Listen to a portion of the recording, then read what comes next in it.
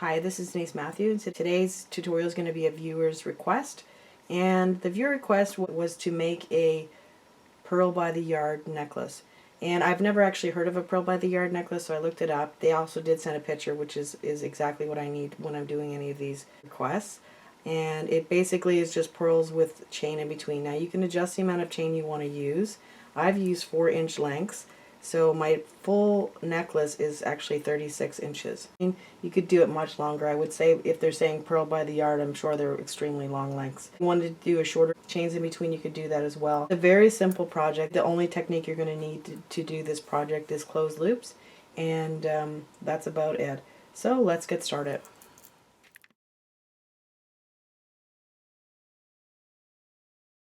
So I've already cut 4 lengths of chain, and they're all going to be 4 inches long. So just measure it and cut it. Now if you're using shorter lengths of chain, you may want to count your lengths so that you're going to have it perfect. So much shorter, so for instance if you wanted to do like 5 lengths, you would count 5 lengths, cut it, and then move on. But where I'm using the longer lengths, I'm just measuring it to 4 inches. That's what I'm going to do today.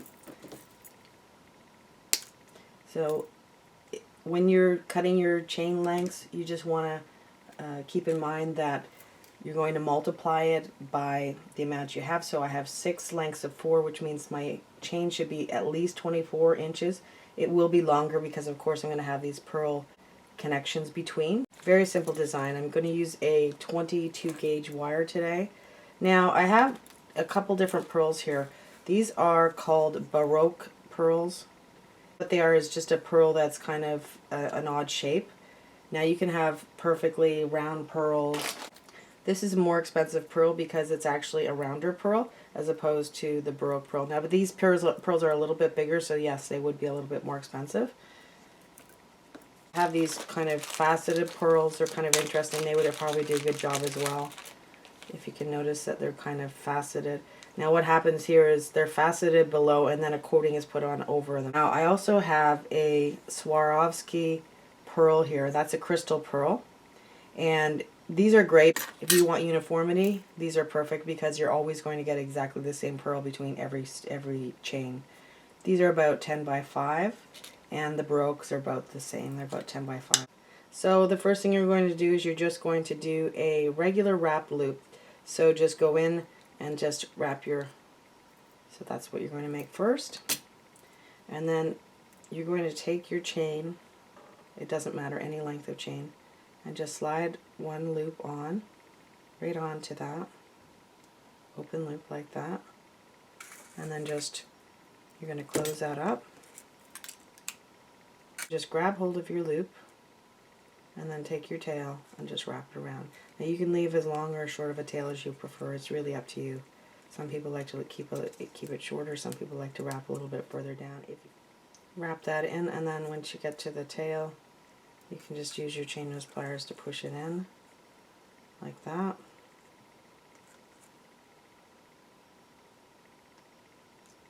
And you can also, if you have crimp pliers, these are great to tighten up your coil. So just use the crimp part of the crimp pliers and just kind of squish it, and it should help. It will tighten up your coils quite a bit. Now if you notice that your loop is a little sideways, that's fine. Just want to center it, just take your pliers and center it like that. So this is what you have so far.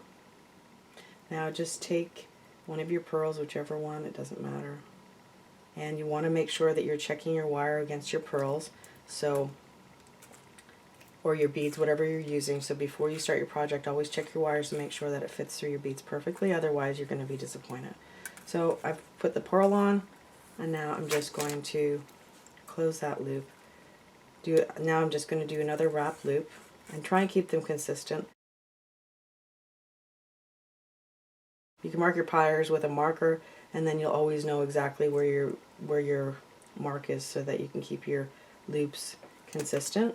So now I have an open loop again. I'm just going to take one more chain and just slide that right onto that loop.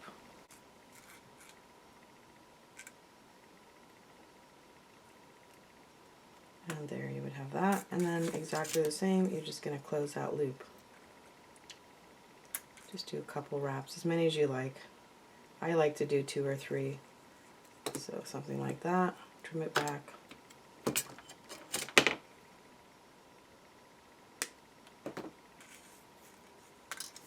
And then tuck it in.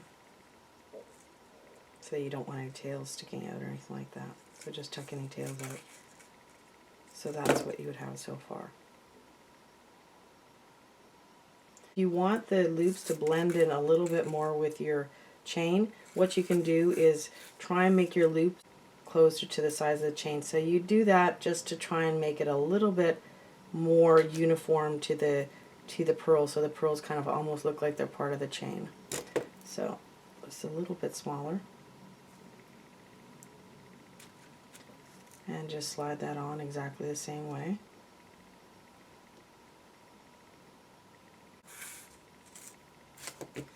And even if you want to make your loop a little bit smaller even, so that it's closer to the loops, and then just close a loop, just like you did before.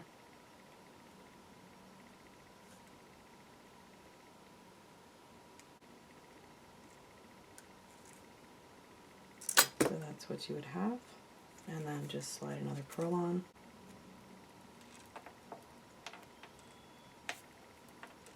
And if you notice, it's a little bit more uniform, so it almost looks like it's part of the chain. And then just do another loop on the other side the exact same way. And you're going to keep it small, and then, but you're not going to close it until you put your next chain in. You're going to do the exact same thing. So another chain on.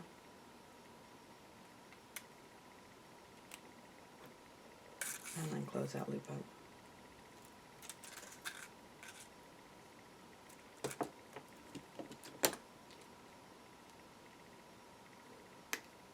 Back. Tuck all the ends in, and that's what you would have so far. Now I'm going to continue doing these, and then I'll show you how to finish it in a minute.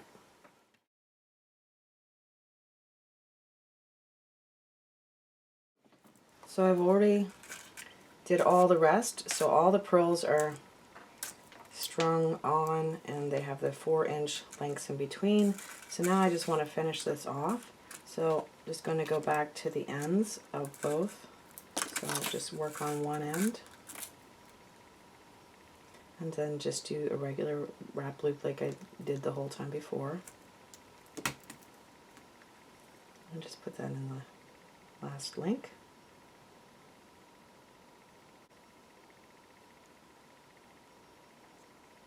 And just close up your loop. Once that's closed, just add one more pearl.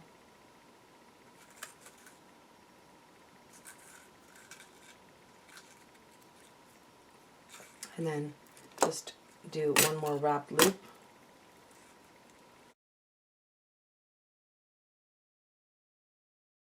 And so I'm just going to slide a jump ring in.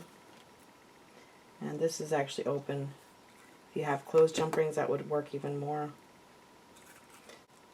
This will be the loop that is going to be the other half of your clasp. So you would have your clasp that would link into that loop. So just close that loop up.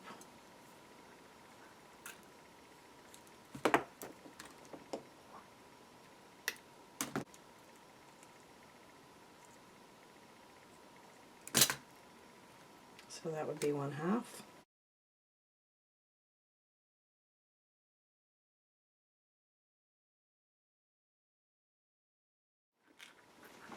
Now the other option to do is to take another 4-inch piece of chain and cut it in half so that you would have 2 inches on both ends, and then just put a 2-inch end on one side and a 2-inch, and then put the clasp in between. So just do another wrap loop.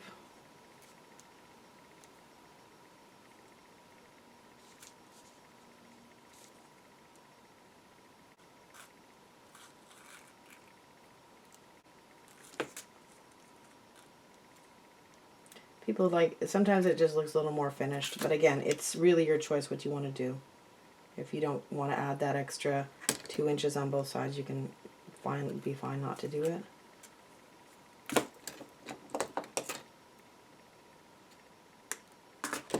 And then what you would do here is just add in your jump ring, and then just add your clasp, and then close that up. Now you could use a spring clasp, or you could also use a S clasp. I have a tutorial on how to do those if you want to learn how to do those.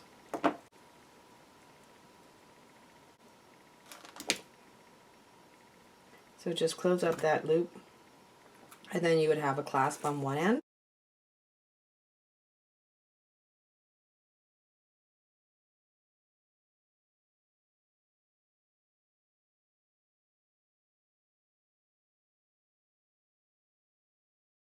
Just a wrap loop again.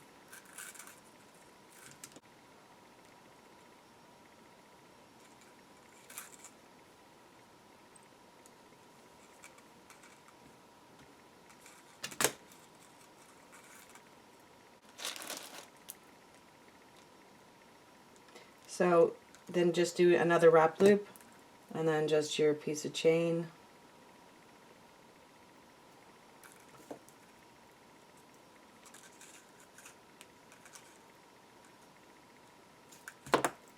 Wrap that in, trim it back.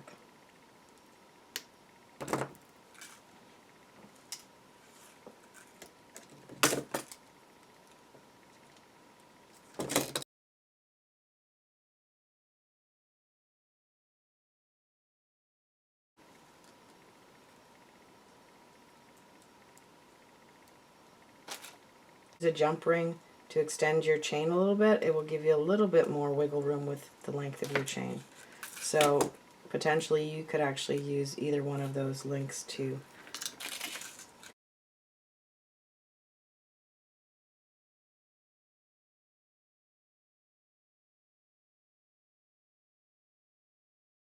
So that concludes the tutorial. I hope you liked it. If you did, please like, share, subscribe, and comment. We'll see you next time. Thanks for coming. Bye for now.